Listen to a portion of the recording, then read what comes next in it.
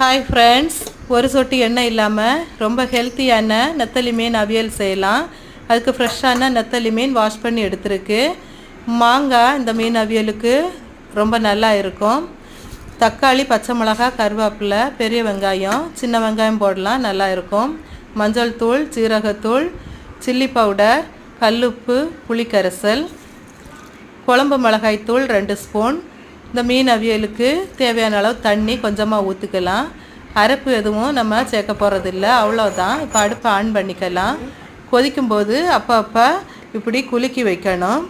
இப்போது இந்த மீன் அவியல் தண்ணி எல்லாம் நல்லா சுண்டி வந்துச்சுன்னா நம்மளுக்கு மீன் அவியல் ரெடி. இது அப்படியேவும் சோத்தில் பிசைஞ்சு சாப்பிட்லாம். ரச சாதம், சாம்பார் சாதத்துக்கும் காம்பினேஷன் நல்லா இருக்கும். நெத்தலி மீன் முள் கால்சியம் நிறைஞ்சிருக்கு, அதனால் முள்ளோட சாப்பிட்லாம். நீங்களும் செஞ்சு பாருங்கள். மறக்காமல் லைக் அண்ட் சப்ஸ்கிரைப் பண்ணுங்கள். தேங்க்யூ.